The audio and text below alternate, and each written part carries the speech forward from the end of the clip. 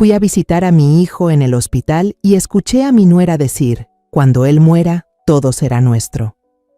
Su amante soltó una risa. Por fin llegó este día, mi amor. La enfermera que estaba escribiendo en la hoja de control los miró y dijo: tu suegra está parada en la puerta y escuchó absolutamente todo lo que ustedes dos estaban diciendo. Pero antes de continuar, revisa si ya te suscribiste al canal y comparte en los comentarios desde dónde nos estás viendo. Nos encantaría saber hasta dónde llegan nuestras historias de venganza. A mi edad, el sueño ya no es tan profundo como cuando era joven. Suelo despertarme varias veces durante la noche, pero esta noche dormía profundamente, hasta que el timbre del teléfono fijo sonó de manera estridente.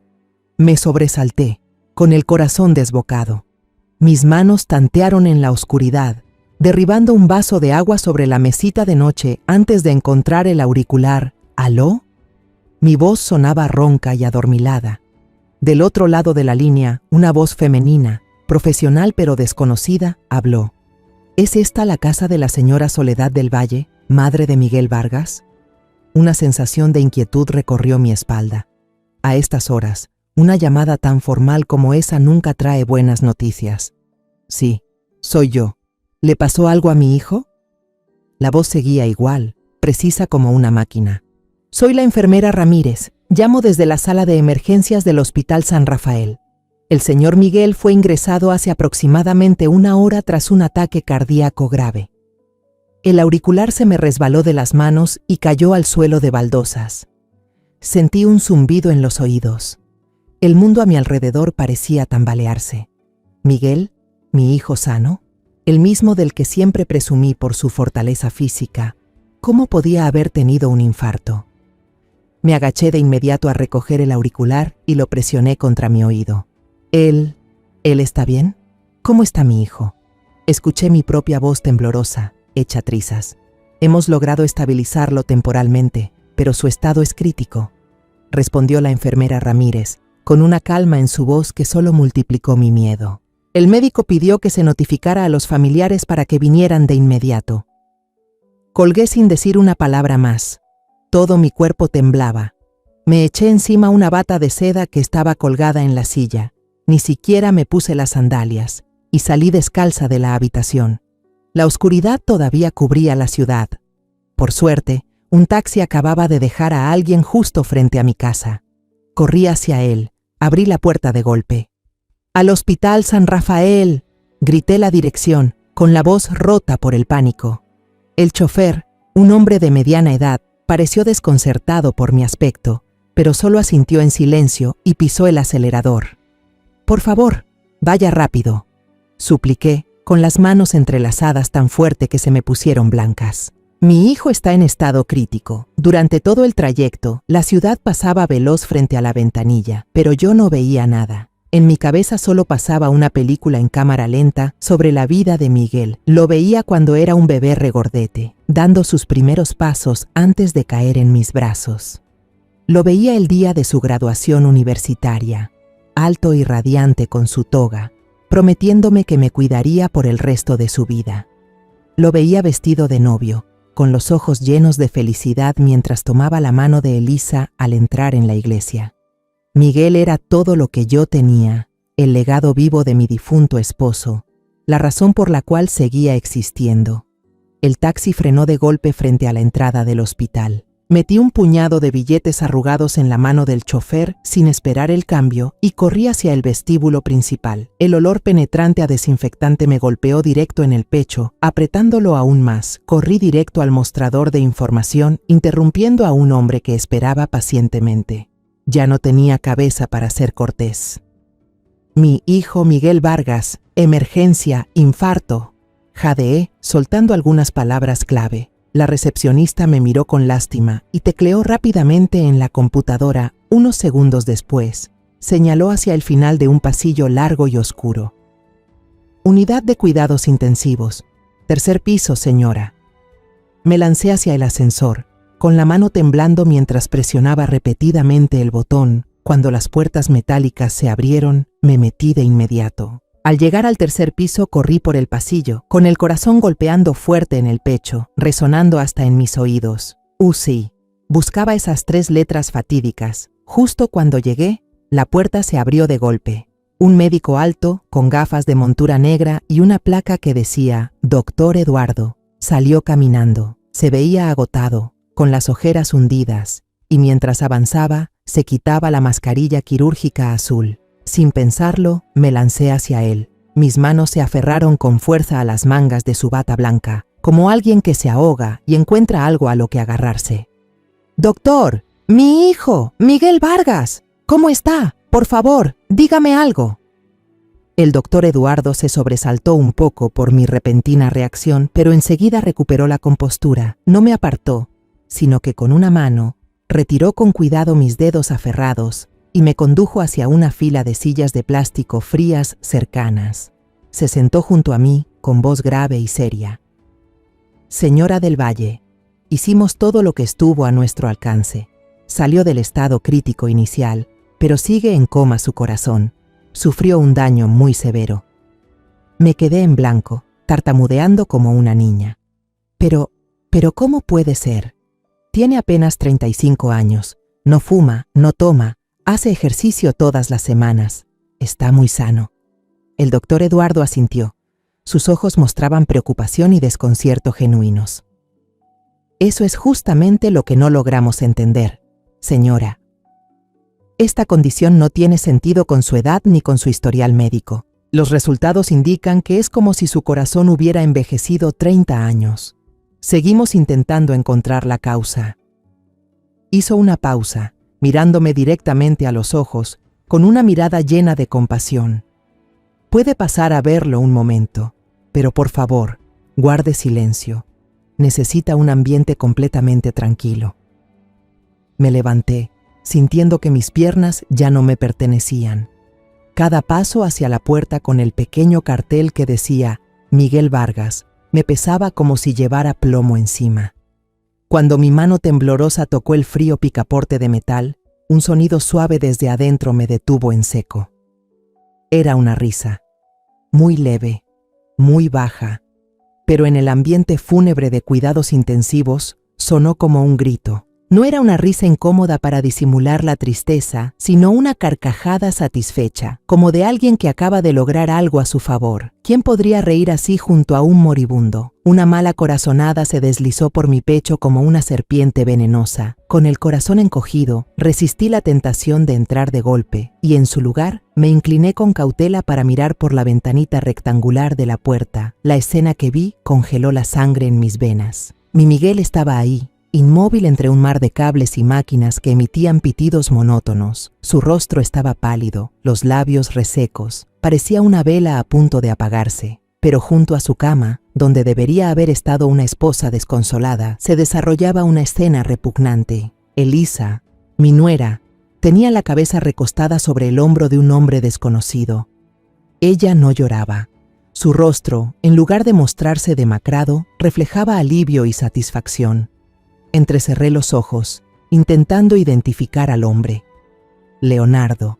Era él, el agente inmobiliario que les vendió el departamento después de casarse. Vestía un traje Armani caro, el cabello perfectamente peinado, completamente fuera de lugar en ese entorno hospitalario.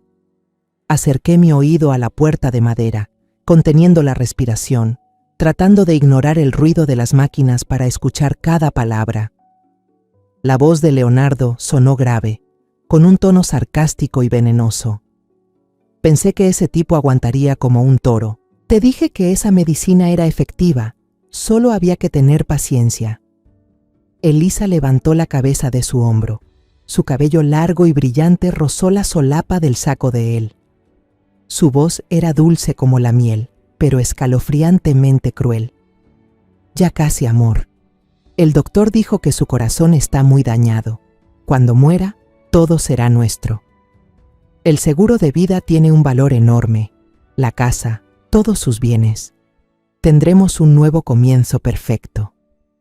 Di un paso hacia atrás, apoyándome en la pared fría detrás de mí para no desmoronarme. ¿Medicinas? ¿Seguro de vida? Esas palabras eran como fragmentos de vidrio rompiendo mi alma. Esto era una conspiración de asesinato planeada meticulosamente. A través del vidrio de la puerta, vi a Leonardo inclinarse y besar con ternura la frente de Elisa. Por fin llegó el día, mi amor. Él rodeó la cintura de mi nuera con el brazo, con un gesto posesivo. Hemos esperado demasiado tiempo. En ese momento, como si el destino lo hubiera planeado así, la puerta de la habitación se abrió bruscamente desde dentro. Una enfermera joven, con una placa que decía Fernanda, salió con un legajo de papeles en la mano. Casi choca conmigo. Me vio ahí, paralizada, con el rostro pálido como la cera y los ojos muy abiertos, fijos en el interior del cuarto. Su mirada pasó rápidamente de mi cara desencajada a la pareja abrazándose adentro. Un destello de comprensión cruzó sus ojos. Lo entendió todo de inmediato, y en vez de hacer como que no pasaba nada, la joven enfermera habló fuerte y claro, cada palabra como un martillazo. Señora Serrano, su suegra está parada en la puerta y creo que escuchó todo lo que ustedes dijeron. Elisa y Leonardo se estremecieron, separándose de golpe, como si se hubieran quemado. La expresión satisfecha de Elisa se transformó en un instante, de placer a pánico absoluto, y luego a palidez por haber sido descubierta. Respiré hondo, tratando de contener el temblor y el dolor que me invadían por completo. El dolor de una madre que ha perdido a su hijo se convirtió rápidamente en una furia helada. Empujé la puerta y entré en la habitación. No miré a Miguel. En cambio, miré directamente a los ojos de Elisa, esos ojos que alguna vez fueron inocentes y ahora estaban llenos de mentiras y maldad. Ahora entiendo por qué su corazón envejeció 30 años. Dije con la voz ronca pero firme, prepárate para vernos en el juzgado. El miedo en la cara de Elisa desapareció tan rápido como había aparecido. Ella era abogada, estaba acostumbrada a dar vuelta a las cosas, esbozó una sonrisa torcida, más aterradora que cualquier rabia. ¿En el juzgado? ¿Con qué pruebas, señora? ¿De verdad cree que alguien le va a creer a una madre loca de dolor? Su palabra contra la mía, una abogada. Leonardo también recuperó rápidamente su arrogancia. Dio un paso hacia adelante, colocándose intencionalmente entre mí y la cama de Miguel. Debería irse a casa y empezar a preparar el funeral de su hijo, señora Soledad, dijo con tono desafiante. Nosotros nos haremos cargo de todo. No respondí. Discutir con ellos era inútil. Solo los miré en silencio, grabándome en el alma sus verdaderos rostros. Los de dos demonios disfrazados de personas, Elisa se aferró al brazo de Leonardo y pasaron a mi lado como si yo no existiera. Al pasar, el amante me empujó el hombro suavemente, como una provocación final. La puerta se cerró de golpe, dejándome sola con el pitido constante del monitor cardíaco. Todo volvió a quedar en silencio. Solo entonces me atreví a mirar el rostro pálido de Miguel. Las lágrimas brotaron, pero no eran de tristeza. Eran de furia contenida. ¿De verdad pensaban que me rendiría? ¿Que me pondría a preparar el entierro de mi hijo? Jamás. No les daré ese gusto. Voy a salvar a mi hijo. Acerqué una silla de plástico junto a la cama. Me senté y, temblando, extendí la mano para tomar la suya. Estaba helada, sin rastro de calor. Ese frío me atravesó la piel, se coló hasta mis entrañas, y de pronto, la compuerta de los recuerdos que había intentado mantener cerrada durante tanto tiempo se abrió de golpe, inundándome como una tormenta violenta. Cierro los ojos, y la fría realidad del hospital se desvanece. En su lugar aparece la imagen de mi pequeña y querida casa en Guanajuato. Puedo oler el intenso aroma de las bugambilias en el patio, escuchar las campanas de la iglesia resonando a lo lejos cada atardecer. Y sobre la vieja chimenea, la foto de mi esposo, Antonio, sigue sonriendo con dulzura. Cuando él falleció por una enfermedad fulminante, mi mundo se derrumbó, pero luego miré a los grandes ojos redondos de Miguel y supe que tenía que seguir viviendo. Mi mundo desde entonces se redujo a la figura de mi hijo. Él era todo lo que tenía, la razón por la cual respiraba cada día. Recuerdo claramente el día en que Miguel se graduó como ingeniero. Estaba alto, maduro, con su toga negra, pero al verme, corrió hacia mí y me abrazó como un niño, exclamando: «Mamá, lo logré. No decepcioné tus expectativas ni las de papá». Ese día lloré, no de tristeza, sino de un orgullo inmenso. Y luego, los recuerdos me llevaron al día en que presentó a Elisa. Todavía recuerdo perfectamente esa cena. Elisa llevaba un vestido color crema muy elegante. Su cabello negro recogido con esmero lucía refinada y dulce. No llegó con las manos vacías. Me trajo una edición rara de 100 años de soledad, porque sabía que era uno de mis libros favoritos. Durante toda la cena no habló mucho de sí misma, sino que escuchaba atentamente mientras yo contaba anécdotas de Miguel, de sus travesuras de niño. Sonreía en el momento justo, hacía preguntas inteligentes y miraba a mi hijo con una devoción que no podía ocultarse. Esa noche, ya en la cama, le agradecí a Dios en silencio. Mi hijo había encontrado a una chica perfecta, hermosa, inteligente, amable y con un trabajo estable en el ámbito jurídico. Su boda fue hermosa. Pero después, todo empezó a cambiar. No de manera brusca, sino poco a poco, con una sutileza que me impidió darme cuenta de inmediato. La primera vez que sentí que algo no iba bien fue a través de las llamadas telefónicas. Llamaba a Miguel, sonaba el timbre y podía escucharlo hablando cerca, pero quien siempre contestaba era Elisa. «Ah, hola, suegra. Miguel está en una videollamada con socios del extranjero. Me pidió que nadie lo interrumpiera. ¿Quiere dejarle algún recado? Yo se lo paso con gusto».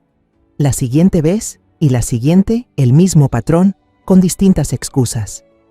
Los recados que le dejaba, las preguntas por su salud, parecía que nunca llegaban a Miguel. Poco a poco, dejó de devolverme las llamadas. Empecé a considerar hacer una visita inesperada, convenciéndome de que quizás los chicos estaban muy ocupados. Un sábado por la tarde, me esforcé en preparar un mole poblano, el plato favorito de Miguel, y lo llevé a su departamento. Elisa abrió la puerta, con una sonrisa algo forzada. «¿Vino a visitarnos, suegra? Ay, qué pena. Justo acabamos de almorzar y tenemos que salir». Miré por encima de su hombro y vi la mesa vacía. Ni un plato, ni un vaso. El recipiente con comida que llevé fue recibido y guardado directamente en el refrigerador. Sabía que se quedaría ahí hasta echarse a perder. Con el paso del tiempo, noté que Miguel ya no se veía igual. Mi hijo, que siempre fue fuerte y de tez morena, comenzó a lucir pálido. Tenía ojeras marcadas. Una vez, cuando fui a visitarlos, me ofreció una taza de té, y me sorprendí al ver que sus manos temblaban un poco. Ya no pude quedarme callada. Lo llevé a un rincón de la cocina y le pregunté en voz baja: «Miguel, ¿qué pasa, hijo? ¿Te ves muy cansado? ¿El trabajo te está presionando mucho?». Evitó mi mirada, sonrió débilmente. «No es nada, mamá, solo es un proyecto grande en la empresa. Estoy un poco estresado. Se me pasará». En ese mismo instante, Elisa apareció.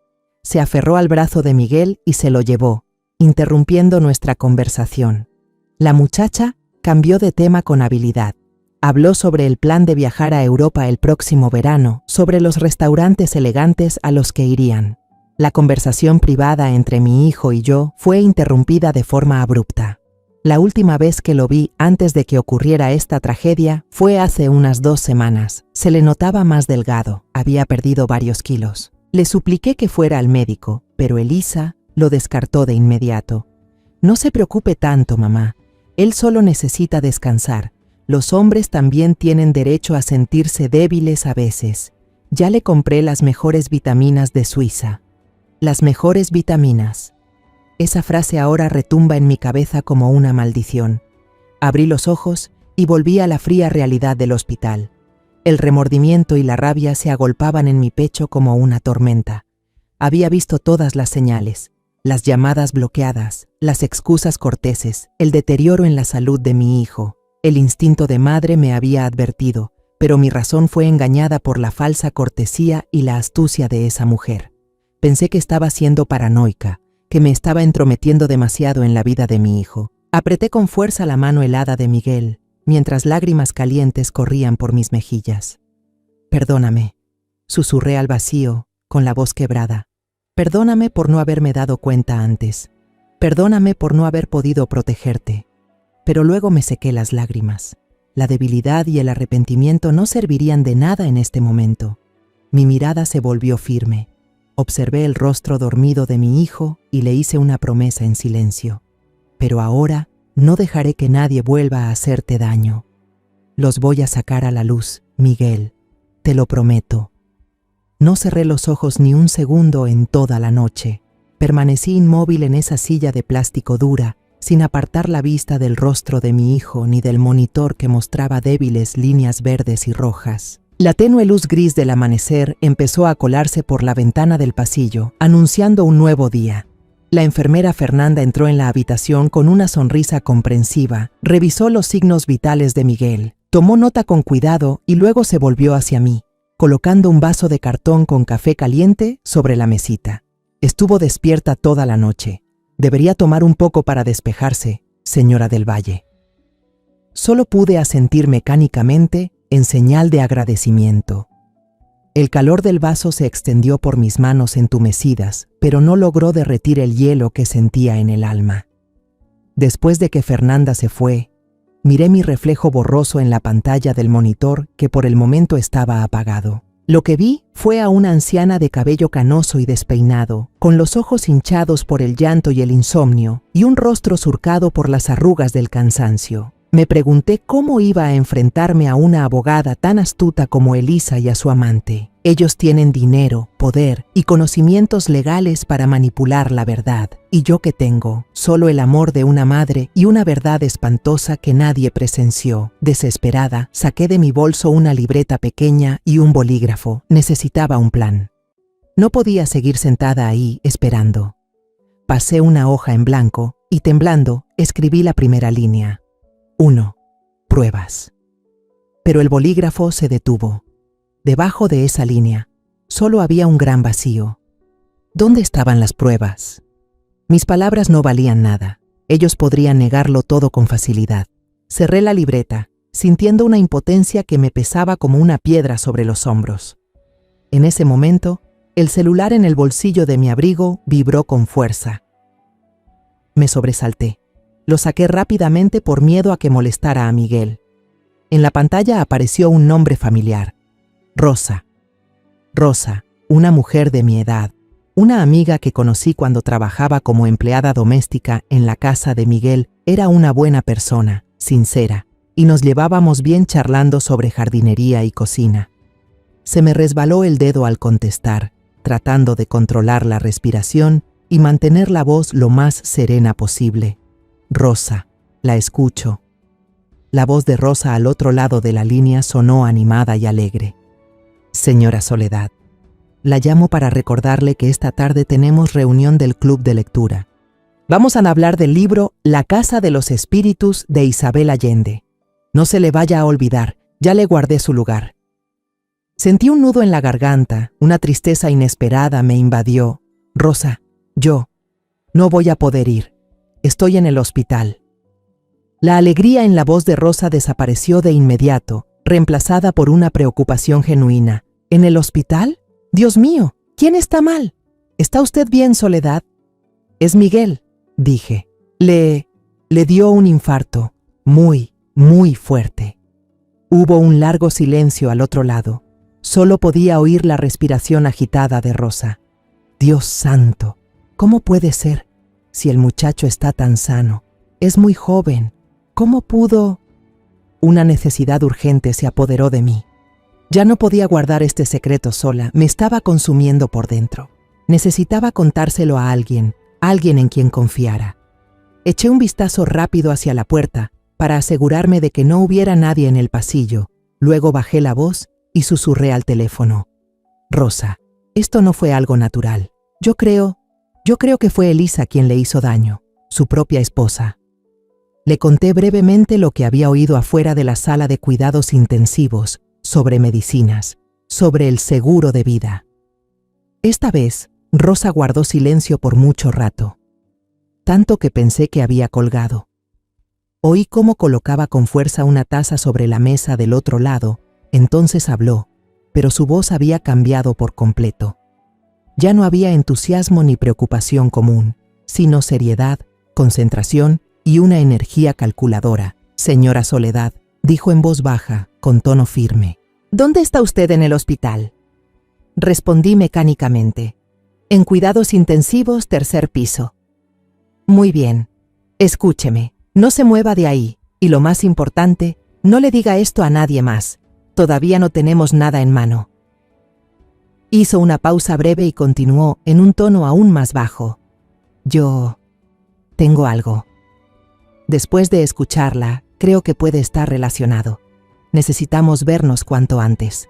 Una chispa de esperanza, tenue pero inesperada, se encendió dentro de mí, como un fósforo encendido en plena oscuridad. «¿Qué es, Rosa? Dígame qué tiene». «No puedo hablar por teléfono. Quiero dárselo en persona. Reúnase conmigo en la cafetería El Rincón Florido, cerca de la Plaza Central. ¿Sabe dónde es? Dentro de 1 hora. ¿Puede llegar?». «Sí», respondí sin pensarlo. «Ahí estaré». Colgamos. Por primera vez desde aquella llamada maldita a las 5 de la mañana, ya no me sentía sola ni impotente. Una luz, por mínima que fuera, apareció al final del túnel. Me puse de pie, entré al baño de la habitación y me eché varias veces agua fría en la cara. El agua me despejó la mente. Al levantar la vista hacia el espejo, ya no vi a una anciana desgastada e indefensa, vi a una madre que se preparaba para la batalla más importante de su vida. Salí de la habitación.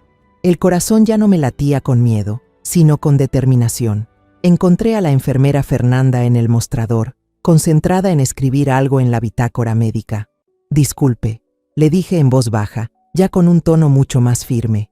«Necesito salir por 1 o 2 horas. ¿Podría vigilar a Miguel por mí?». Fernanda alzó la vista. Sus ojos reflejaban empatía y algo más profundo, como si entendiera que no era una simple salida a tomar aire. «Por supuesto, señora. Váyase tranquila. Aquí lo cuidamos. Usted también necesita descansar un poco». Dudé un segundo. Luego añadí: «Y si su esposa, Elisa, regresa, por favor, llámeme de inmediato. No la deje entrar sola a la habitación con Miguel». La mirada empática de Fernanda se volvió afilada al instante. Ella me miró fijamente y vi en sus ojos una empatía profunda. Asintió con firmeza, sin una pizca de duda. «Puede estar tranquila. Nadie entrará a la habitación sin mi permiso o el del doctor Eduardo». La afirmación segura de esa joven enfermera me dio algo de alivio. Paré un taxi. Esta vez ya no era la desesperación absoluta del viaje de madrugada del día anterior lo que me embargaba, sino una ansiedad llena de esperanza. Las calles pasaban rápido frente a la ventanilla, pero mi mente solo podía concentrarse en el encuentro que estaba por suceder. ¿Será que lo que Rosa tiene en sus manos es realmente la clave para descifrar la tragedia de mi hijo? Entré al café El Rincón Florido, un espacio pequeño y acogedor, con aroma a café tostado y flores frescas. Rosa ya estaba sentada en una mesa escondida en una esquina. Frente a ella 2 tazas de café recién pedidas, aún humeantes. Se veía mayor de lo habitual, con el rostro tenso, preocupado, y las manos callosas entrelazadas sobre la mesa. Me senté. Sin darme tiempo a decir una palabra, Rosa empujó hacia mí una pequeña bolsa de papel marrón, de esas que se usan para guardar medicinas. «Mire esto», dijo, con la voz baja, ya sin rastro de la alegría que había mostrado al teléfono. Me tembló un poco la mano al tomar la bolsita. Era liviana. Volteé el contenido con cuidado sobre la palma. Era un frasquito de vidrio ámbar oscuro, del tipo que protege de la luz, como los que se usan para químicos o aceites esenciales. No tenía ninguna etiqueta. El frasco estaba vacío, pero al acercarlo a la nariz, sentí un olor químico, un poco fuerte, un aroma extraño que jamás había olido antes. «¿Qué es esto, Rosa?», pregunté, levantando la mirada hacia ella, con el corazón retumbando. Rosa exhaló largamente, como si al fin pudiera soltar un peso que la había estado aplastando. Hace como 6, 7 meses, cuando todavía trabajaba para el joven Miguel y la señora Elisa, empecé a notar algo muy raro. comenzó a contar, con voz tranquila. Cada mañana, después de preparar el café para el joven, la señora sacaba este frasco a escondidas del botiquín personal, ya sabe, ese gabinete con espejo del baño, y le echaba exactamente 3 gotas a la taza del señor Miguel. Al principio, pensé que era algún tipo de vitamina o suplemento, porque siempre decía que cuidaba mucho la salud de su esposo. Hizo una pausa para darle un sorbo al café, que ya se había enfriado un poco. Pero había algo raro. Siempre lo hacía cuando creía que nadie la veía, muy rápido y con mucho disimulo. Una vez, mientras limpiaba el pasillo, pasé por la puerta de la cocina y la vi. Se sobresaltó tanto que casi se le cae el frasco. Después lo guardó de inmediato, muy nerviosa. Como un mes antes de que dejara el trabajo, continuó Rosa, el frasco se le acabó. Lo envolvió en una servilleta y lo tiró al basurero de la cocina. Esa noche, mientras limpiaba antes de irme, me vino un pensamiento. Mi hijo últimamente también se había estado quejando de cansancio por tanto trabajo. Pensé que tal vez podría guardar el frasquito y preguntar en la farmacia si vendían algo así de bueno para él. ¿Y luego? ¿Lo preguntó? Le insistí, con los nervios a flor de piel. Se me olvidó por completo, suspiró Rosa, sacudiendo la cabeza con culpa. Entre el trabajo y que luego dejé la casa del joven, lo guardé en un rincón del mueble de la cocina y me olvidé. Hasta ayer en la mañana, cuando estaba limpiando, lo volví a ver.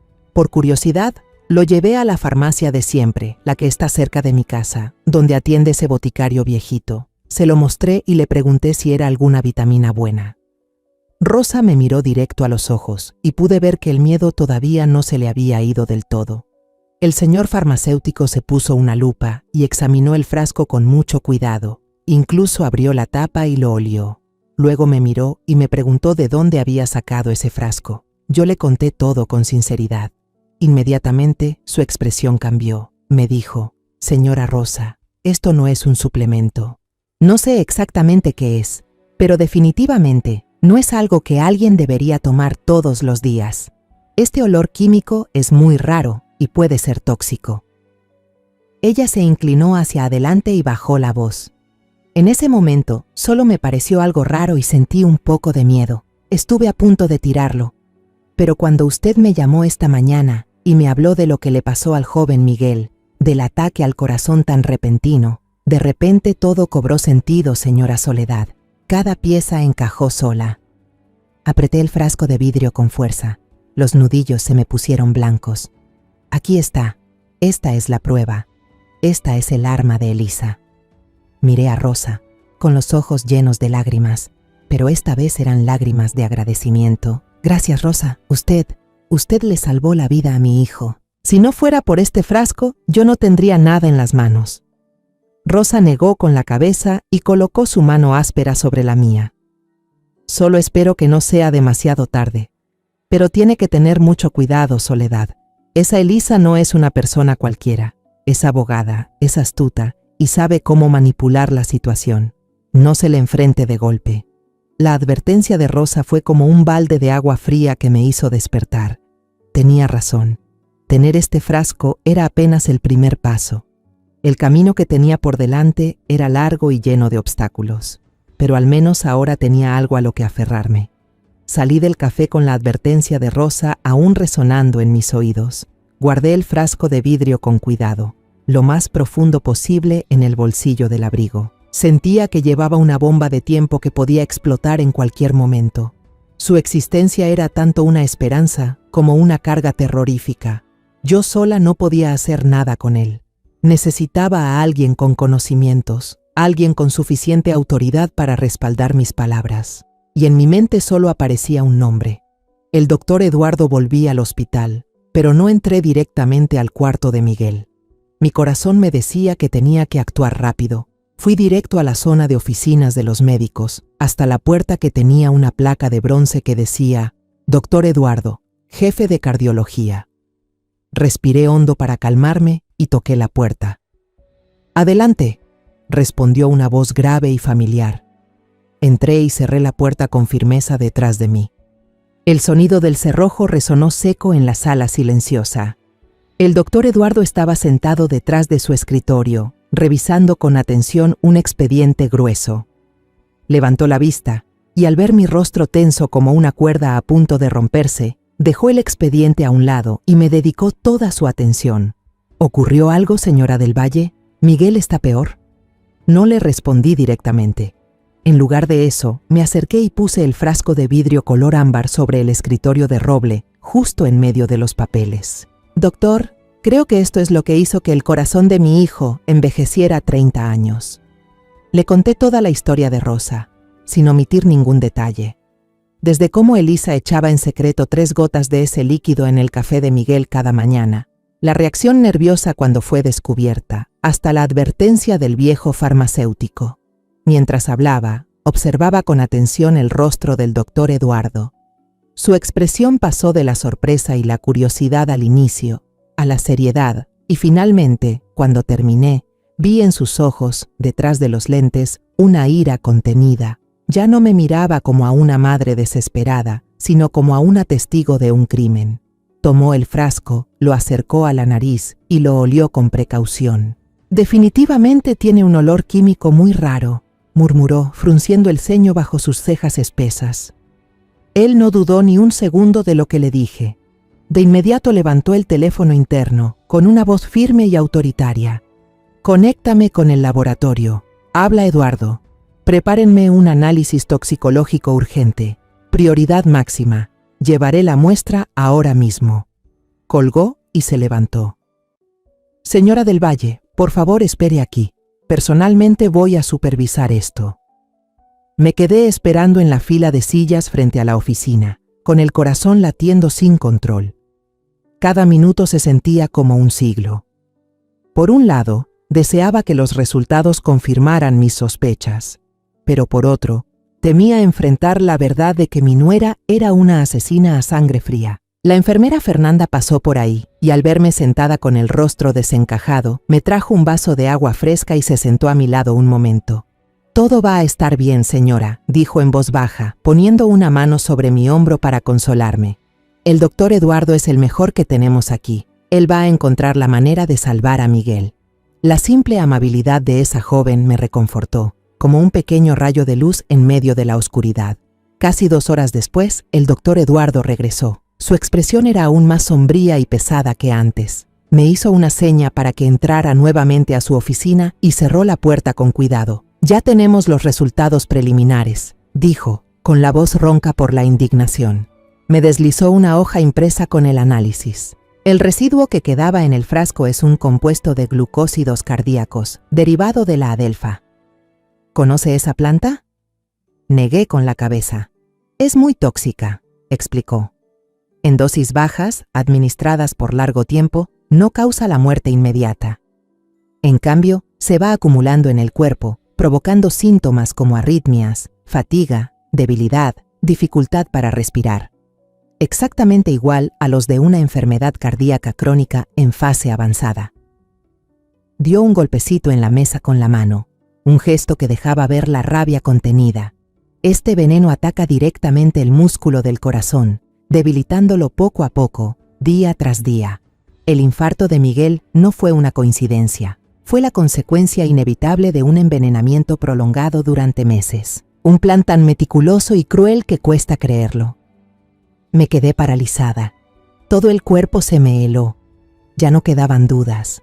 El cansancio de Miguel, sus manos temblorosas, su palidez. Todo había sido causado por esa toxina. Entonces, ¿hay alguna forma de comprobar que está en el cuerpo de Miguel, doctor? ¿Podemos hacerle un análisis de sangre? El doctor Eduardo negó con la cabeza, y ese gesto apagó la chispa de esperanza que apenas había empezado a arder en mí. Esa es justamente la parte más aterradora de este plan. Una vez que entra al cuerpo, el compuesto se metaboliza muy rápido y es extremadamente difícil de detectar en los análisis de sangre comunes. Por eso, al principio, no encontramos nada anormal, salvo un corazón que se deterioraba sin causa aparente. Quien hizo esto sabía perfectamente lo que hacía. Quería provocar una muerte que pareciera completamente natural. Se detuvo y me miró fijamente a los ojos. En su mirada ya no había solo compasión de médico, sino también la determinación de un aliado. Pero ahora tenemos el frasco. Es la prueba física más importante, el único vínculo entre el criminal y su crimen, señora del Valle. Debe entender que esto ya no es un asunto médico, es un caso penal. La verdad, desnuda y espantosa, cayó sobre mí como un mazazo. Mi nuera no solo había mentido. Había planeado con frialdad la muerte de mi hijo, gota a gota, día tras día. Al salir de la oficina del doctor Eduardo, regresé al cuarto de hospital de Miguel. El aire en la habitación parecía menos pesado, ahora que sabía que el doctor había dado la orden de ajustar de inmediato el tratamiento. Él dijo que identificar la toxina proveniente del laurel de jardín fue un punto de inflexión importante, ya que permitiría a los médicos aplicar un antídoto específico y brindar un mejor soporte cardiovascular para mi hijo. Aunque no me prometió nada con certeza, incluso ese pequeño rayo de esperanza ya era suficiente para que yo me aferrara a él. Me senté en la silla familiar junto a la cama del hospital, mirando el rostro pálido de Miguel. Mi mente seguía dando vueltas con toda la información sobre el veneno laurel de jardín, una flor hermosa, pero letal.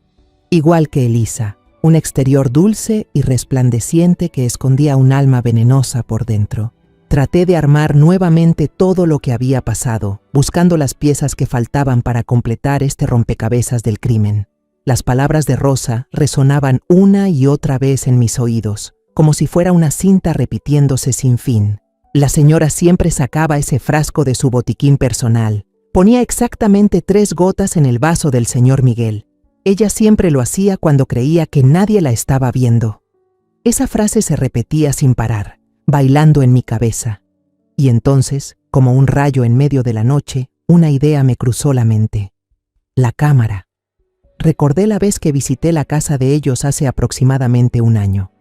Ese día, Miguel me mostró entusiasmado el nuevo sistema de seguridad inteligente llamado HomeGuard. Me enseñó desde su celular cómo podía ver claramente cada rincón de la cocina y la sala en la pantalla, diciendo que así era más fácil vigilar la casa cuando salían de viaje o estaban fuera por trabajo. Estamos en la era de la tecnología, mamá. Desde cualquier lugar puedo saber si la casa está segura, dijo riendo. Mis ojos se dirigieron de inmediato a la mesita al lado de la cama. El celular de Miguel estaba ahí, quieto, conectado al cargador. Llevaba días allí como un objeto inerte, pero ahora de pronto se convertía en la clave dorada para resolver todos los misterios. ¿Sería posible? Una leve duda pasó por mi mente. Era la privacidad de mi hijo, su vida matrimonial. Pero deseché esa idea de inmediato. Esto ya no era una cuestión de privacidad, era de vida o muerte. Mi hijo estaba allí, luchando por respirar porque su propia esposa lo había envenenado. No podía darme el lujo de dudar. Mis manos temblaban un poco mientras tomaba el celular. La pantalla de bloqueo pedía una contraseña. Contuve la respiración y probé con mi fecha de nacimiento. 15 de agosto. La pantalla se desbloqueó. Un detalle pequeño, pero que me apretó el pecho de la emoción. A pesar de tener su propia familia, de estar ocupado con el trabajo, Miguel aún guardaba a su madre anciana en un rincón importante de su corazón. Incluso en la contraseña de su teléfono, respiré hondo. Deslicé rápidamente los dedos por las aplicaciones, con el corazón latiendo tan fuerte que parecía querer salirse del pecho. Ahí estaba, el icono de un ojo azul con el nombre HomeGuard. Lo toqué. La aplicación pedía inicio de sesión, pero por suerte, Miguel tenía activado el acceso automático. En la pantalla apareció el panel de control con varias ventanas mostrando las imágenes de las cámaras. Había 2 opciones principales: Live View, vista en vivo, y Playback, reproducción. Elegí Playback. Apareció una línea de tiempo y un calendario. ¿Por dónde debía empezar? Rosa dijo que la había visto hacerlo por la mañana. Decidí retroceder unas 3 semanas, justo cuando Miguel comenzó a mostrar signos claros de agotamiento. Seleccioné la cámara número 2, que mostraba toda el área de la cocina, incluyendo la barra y la mesa del comedor. Elegí un día al azar, Ajusté la hora a las 7 de la mañana, presioné el botón de avance rápido. Aunque la imagen en la pantalla era pequeña y algo borrosa por la velocidad, fue suficiente para reconocer una silueta familiar. Elisa apareció con un pijama de seda color rojo vino, preparando café, luego se giró hacia el botiquín de la pared. Pero el ángulo de la cámara ese día fue realmente desafortunado. Ella estaba de espaldas y bloqueaba por completo el movimiento de sus manos. Solo se veía su espalda moverse y luego la escena en la que llevaba la taza de café a la mesa. No era suficiente. Esto no era suficiente para acusarla. Solté un suspiro de decepción, pero no me permití desanimarme. Soy la madre de Miguel y no me rendiré hasta descubrir toda la verdad. Me quedé sentada pacientemente, con los ojos pegados a la diminuta pantalla, los dedos deslizándose sin descanso sobre la barra de tiempo. Probé con otro día y luego otro más. Las mañanas se repetían de forma monótona. Elisa preparaba café, Miguel salía, desayunaban, intercambiaban unas palabras y luego cada uno se iba por su lado. Había días en que Elisa quedaba fuera de cuadro, otros en que Miguel bloqueaba la vista. Y entonces, después de casi una hora con la vista fija buscando, el cielo escuchó mis súplicas. Lo encontré. Era un video grabado 10 días atrás. Tal vez ese día Elisa tenía prisa o su exceso de confianza la hizo bajar la guardia. No se colocó como de costumbre para bloquear la cámara. En la pantalla, Elisa entró a la cocina con el rostro frío. Abrió el botiquín, estiró la mano y sacó el frasco color ámbar que ya me era familiar. El mismo frasco que Rosa me había entregado. Lo destapó, lo inclinó y con decisión dejó caer 3 gotas del líquido transparente en el vaso de jugo de naranja que Miguel ya tenía servido sobre la encimera de granito. No una, no 2, sino exactamente 3 gotas. Luego, con toda tranquilidad, cerró el frasco, lo guardó en su sitio, tomó una cuchara, mezcló el jugo y lo llevó a la mesa, donde Miguel acababa de sentarse y abrir el periódico matutino. Sentí un escalofrío recorrerme todo el cuerpo, un entumecimiento helado provocado por el horror. Presioné pausa, rebobiné y volví a ver esa parte 5, 10 veces. Era imposible confundirse. Sus movimientos eran firmes, seguros, sin un atisbo de duda o temblor. Era el acto de alguien que ya lo había hecho muchas veces, una asesina profesional escondida bajo el disfraz de una esposa ejemplar. De inmediato busqué la opción para extraer el video. Descargué ese clip de 30 segundos a la memoria de mi celular. Luego, ya con las manos menos temblorosas, lo envié con mucho cuidado a mi correo personal, poniéndole como título Prueba. Para asegurarme, también lo subí a una nube de almacenamiento y me lo reenvié por la app de mensajería a mi propio número. Cuando la pantalla mostró enviado con éxito, solté un largo suspiro de alivio. Borré con cautela el historial del correo, el mensaje enviado y también el registro de actividad de la app de cámaras para no dejar ningún rastro en el teléfono de Miguel. Coloqué el celular en su lugar original, conecté el cargador tal como estaba antes. Ahora no solo tenía en mi poder el frasco con el veneno, también tenía imágenes del momento exacto en que se cometía el crimen. El rompecabezas comenzaba a completarse y la trampa para los culpables estaba a punto de cerrarse. Miré a Miguel y le prometí en silencio: todo está por terminar, hijo. Mamá va a hacer que paguen por esto. Conseguir ese video en el que Elisa envenenaba fue un avance enorme. Me hacía sentir que ya no estaba luchando a ciegas. Pero justo después de esa breve alegría, surgió otra preocupación. Elisa es abogada. Más que nadie, ella sabe cómo manipular la ley, cómo convertir lo negro en blanco. Podría alegar que solo era un suplemento, algún tipo de vitamina herbal. Incluso podría inventar que yo, en medio del dolor, edité y fabriqué el video para incriminarla. El testimonio de Rosa, el resultado del análisis del frasco y este video, todo era evidencia indirecta. Yo necesitaba algo más directo, algo que no pudiera negar, una confesión de sus propios labios. Y al pensar en eso, un nombre brilló en mi mente. Darío fue el mejor amigo de mi esposo, Antonio, desde que eran unos muchachos pobres. Habían pasado juntos por todo tipo de dificultades, tan unidos como hermanos de sangre. Darío solía ser un excelente policía investigador, pero se jubiló anticipadamente porque estaba harto de los trámites burocráticos y decidió abrir una pequeña oficina de detective privado. Era un hombre íntegro, confiable y por encima de todo, extremadamente discreto. Si había alguien que podía ayudarme en este momento, solo podía ser él. Lo cité en una fonda ubicada en un callejón del centro histórico, un lugar ruidoso y desgastado, donde nadie se fijaría en una anciana y un viejo conversando. Darío llegó puntual, con el mismo aire serio y la mirada penetrante de siempre. No di rodeos.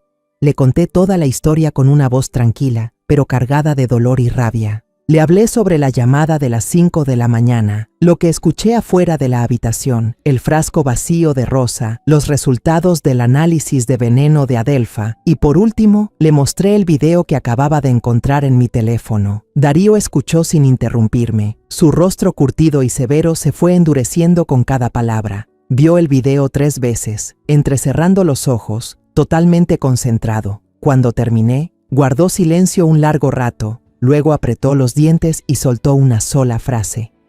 Malditos. Necesito que me ayudes, Darío, dije con urgencia. Ya tengo pruebas de lo que hicieron, pero necesito pruebas de sus motivos, de su conspiración. Quiero que los sigas. Quiero saber qué dicen, qué hacen cuando están solos. Necesito una confesión, aunque sea indirecta. Darío asintió con firmeza, sin dudar. Has hecho un gran trabajo, Soledad. Eres más valiente e inteligente de lo que imaginé. Lo que falta, déjamelo a mí. Me miró con seriedad. Pero tienes que entender que esto costará dinero y tomará algo de tiempo. Son personas muy cuidadosas. No importa cuánto cueste. Respondí de inmediato, sacando la libreta de ahorros que llevaba conmigo desde el día en que internaron a Miguel. Era todo lo que había ahorrado en mi vida. Esto es todo lo que tengo, úsalo. Salvar a Miguel y hacer justicia por él es lo más importante. Darío miró la libreta de ahorros y luego la empujó suavemente de vuelta hacia mí. Guárdalo, Soledad. Ese dinero es para el niño. Considera esto como una forma de saldar mi deuda con Antonio. Solo concéntrate en cuidar a Miguel. 3 días después, mientras pelaba una manzana para Miguel, mi celular vibró. Era Darío. Quería una reunión breve y discreta de inmediato, en el estacionamiento subterráneo del hospital. Ya estaba atardeciendo. La luz era tan débil que no lograba penetrar el concreto espeso. Darío había estacionado en un rincón apartado. Me acerqué rápido. No dijo mucho, solo bajó la ventana y me entregó un pequeño USB negro, sin ninguna etiqueta. No lo escuches en lugares públicos ni con conexión a internet. Advirtió con voz grave y cautelosa. Son muy astutos. Ese tal Leonardo contrató a alguien para revisar su coche buscando dispositivos de vigilancia. Por suerte, me adelanté y puse el micrófono en un sitio que jamás imaginaría. ¿Dónde fue Darío?, pregunté, curiosa. Darío esbozó una sonrisa rara, una sonrisa misteriosa y algo orgullosa, la de un cazador veterano en el llavero con forma de tigre de peluche que Elisa le regaló por su cumpleaños. Las mujeres suelen regalar esas cosas tontas y los hombres nunca sospechan de ellas. Esa noche, después de que la enfermera de guardia hiciera su ronda y la habitación quedara en silencio, me senté en un rincón oscuro, iluminada apenas por la tenue luz de los monitores. Conecté el USB a la vieja laptop que había traído de casa y me puse los audífonos con cuidado. Presioné play. Tras unos segundos de estática, las voces de Elisa y Leonardo resonaron en mis oídos, claras y espeluznantes hasta el punto que contuve la respiración. La grabación parecía hecha dentro de un coche, con música jazz de fondo acompañando una conversación salida del mismísimo infierno. La voz de Elisa sonó primero, con un tono impaciente. ¿Ya revisaste otra vez el contrato del seguro de vida? ¿Todo está en orden? Leonardo soltó una risa sarcástica, una risa llena de autosuficiencia. Sí, mi amor, la cifra es hermosa. Suficiente para comprarnos una villa en la playa de Marbella y no tener que trabajar nunca más en lo que nos queda de vida. Solo falta que ese marido débil tuyo firme el último papel. Bueno, en realidad, si se muere sería mejor. Así nos evitamos líos. Elisa también se rió. Una carcajada aguda, afilada como una navaja. No falta mucho. El doctor dice que su corazón ya está muy dañado. Nadie sospechará nada. Un joven empresario que muere de un infarto por exceso de trabajo es una historia perfecta, ¿no te parece? ¿Y tu vieja?, preguntó Leonardo. El día en el hospital no parecía que se fuera a rendir tan fácil. Escuché a Elisa chasquear la lengua, con un tono lleno de desprecio. ¿Qué puede hacer una vieja? Llorar un poco y ya. No tiene nada, ni dinero, ni poder. Cuando todo acabe, le damos algo de dinero para que se largue al pueblo a envejecer tranquila. Ese será nuestro acto de caridad. Me quedé inmóvil, con la laptop helada sobre mis piernas. Cada palabra, cada frase suya, me corroía la mente como ácido. Estaban hablando sobre la muerte de mi hijo, sobre mi propio futuro, con una frialdad y crueldad, como si discutieran un negocio o una mercancía. Cerré el archivo de audio, con la mano apretada en un puño. El dolor se había transformado en una rabia helada. Ahora ya lo tenía todo.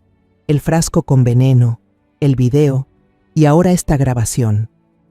El rompecabezas del crimen estaba completo. Era hora de terminar este juego.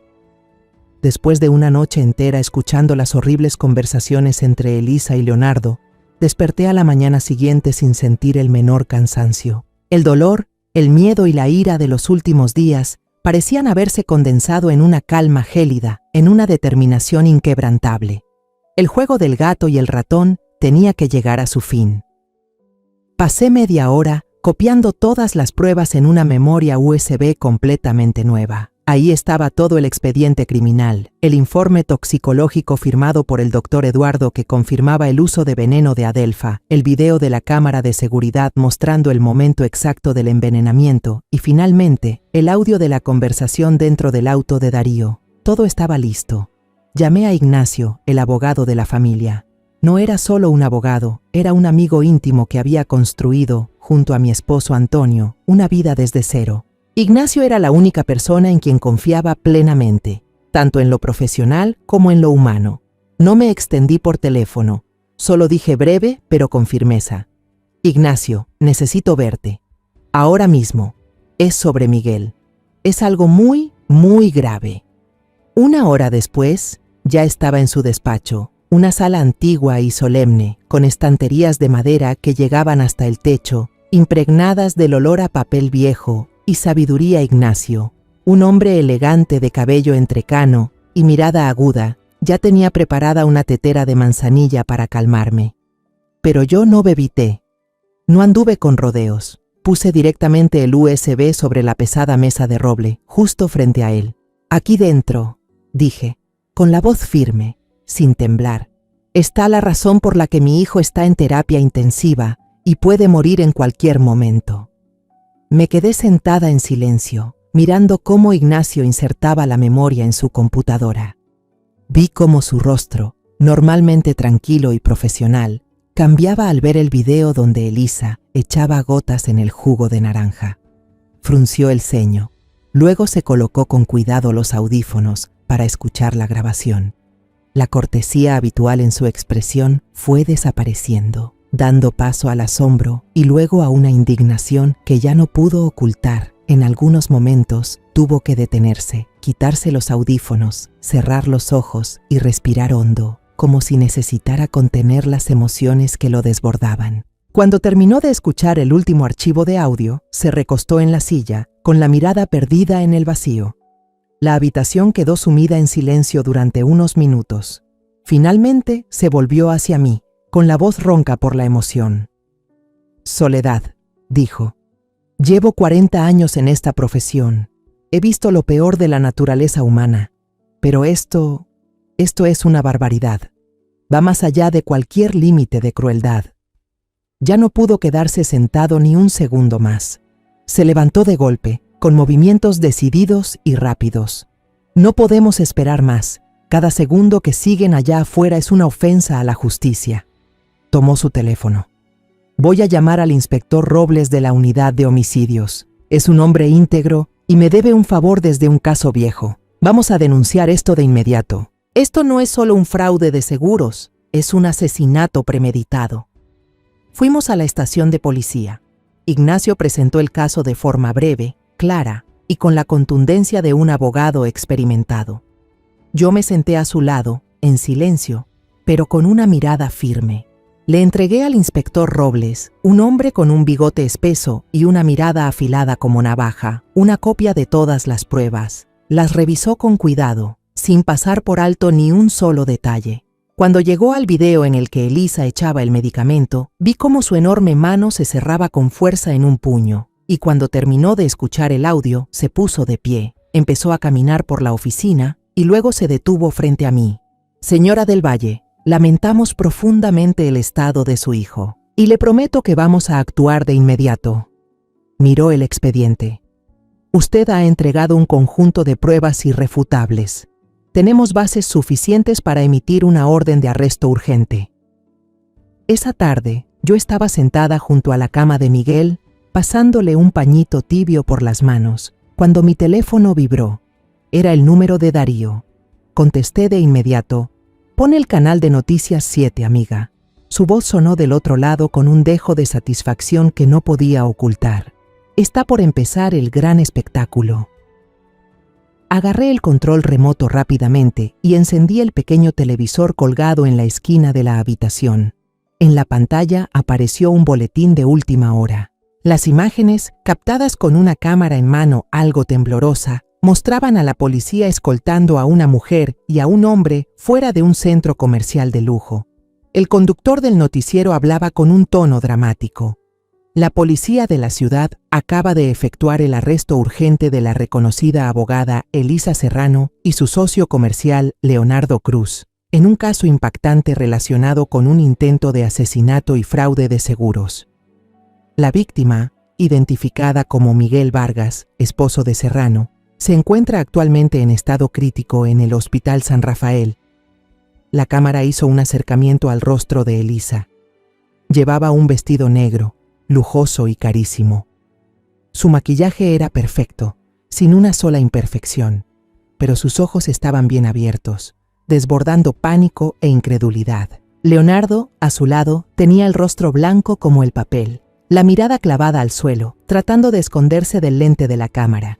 Después, Ignacio me contó que un policía joven que participó en el arresto relató que, cuando irrumpieron en la boutique de alta costura, Elisa estaba frente al espejo, girando para verse el vestido negro. Incluso se giró hacia Leonardo y le preguntó con una sonrisa satisfecha: ¿Qué opinas? ¿Crees que unas velas aromáticas de lirio o de lavanda harían el velorio más elegante?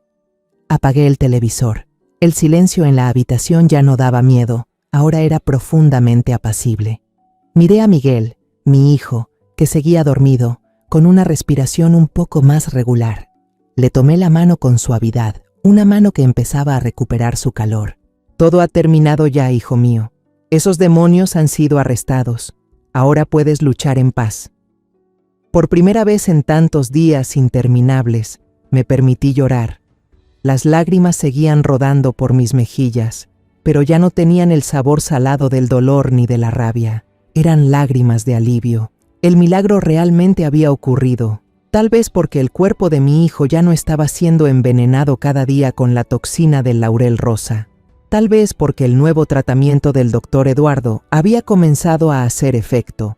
O quizás porque el alma de una persona, aunque esté en coma, aún puede percibir que la justicia ha sido servida. Miguel empezó a mostrar señales de recuperación milagrosamente.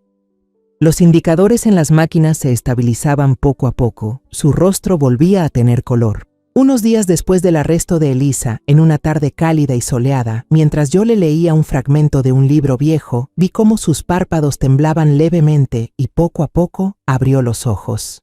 Despertó confundido, con la mirada perdida recorriendo la habitación desconocida del hospital. Su memoria parecía revuelta, como una película que se ha cortado en medio.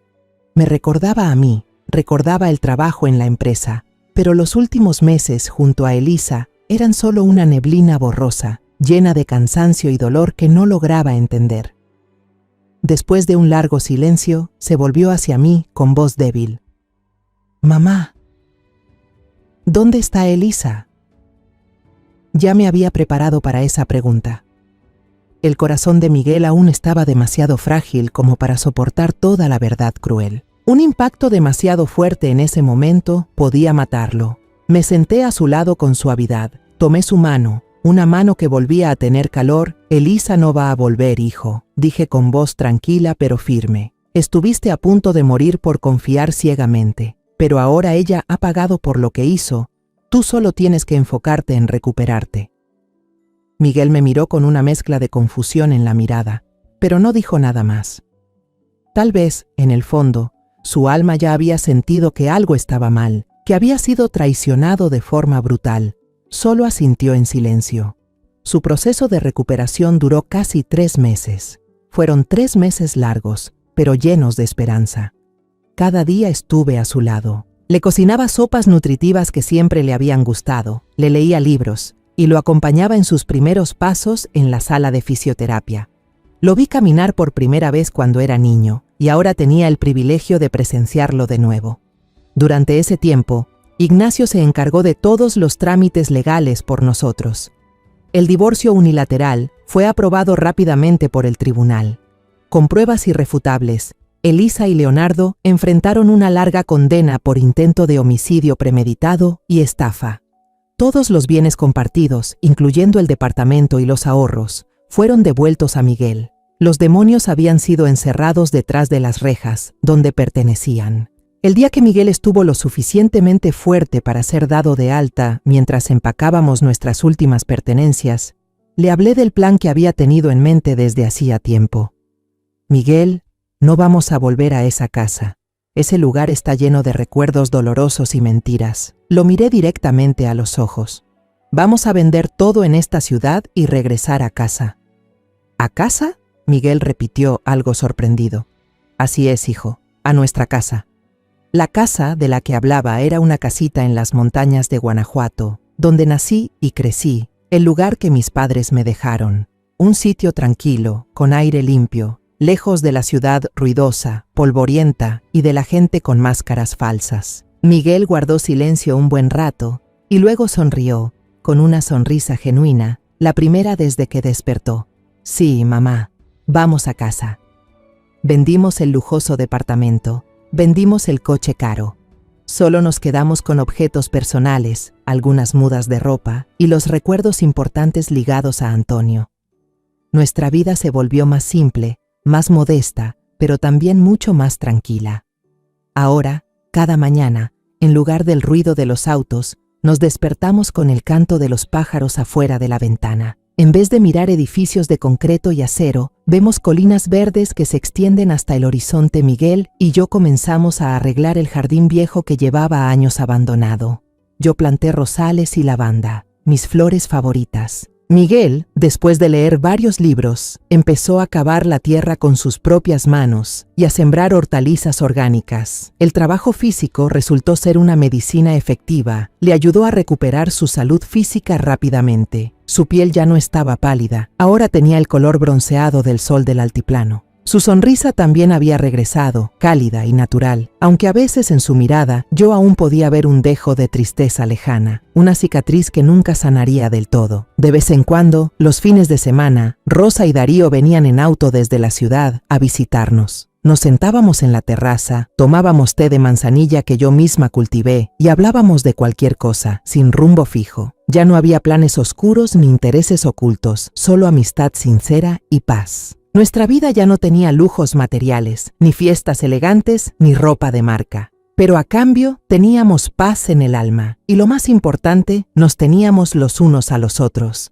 Esta tarde, cuando el sol se ocultaba y pintaba el cielo de tonos violetas, me senté en la vieja silla de madera y vi a mi hijo regando los tomates. El sudor brillando en su frente, levantó la vista, me vio y sonrió. Esa sonrisa lo era todo para mí. Supe en ese instante que estábamos bien. La tormenta había pasado y después del huracán habíamos encontrado nuestro refugio, sencillo pero firme. Para una madre, ver a su hijo sano y feliz es más que suficiente. A esta edad me doy cuenta de que la mayor fuerza de una madre no está en sus manos cansadas, sino en su corazón, que nunca deja de luchar por sus hijos. A través de la tragedia de mi familia, quiero decirles algo a quienes se sienten solos, impotentes o menospreciados. Nunca se subestimen solo porque son mayores, pobres o no tienen poder. El amor, la constancia y el valor pueden derribar hasta el plan más frío y cruel. Confíen en su intuición, protejan a quienes aman, y cuando deban elegir entre callar o hablar, elijan siempre la verdad, porque la justicia necesita que alguien dé el primer paso. Los nombres y lugares de esta historia han sido modificados para proteger la identidad de las personas involucradas. No contamos esto para juzgar, sino con la esperanza de que alguien escuche y se detenga a pensar. ¿Cuántas madres están sufriendo en silencio dentro de sus propias casas? De verdad me lo pregunto. Si tú estuvieras en mi lugar, ¿qué harías? ¿Guardarías silencio para mantener la paz? ¿O te atreverías a enfrentarlo todo por recuperar tu voz? Me gustaría saber tu opinión, porque cada historia puede ser una vela que ilumina el camino de otros. Dios siempre bendice, y estoy segura de que el coraje nos llevará a días mejores. Ahora, al final de este video, dejaré 2 de las historias más queridas del canal. Creo que te sorprenderán. Gracias por quedarte conmigo hasta este momento.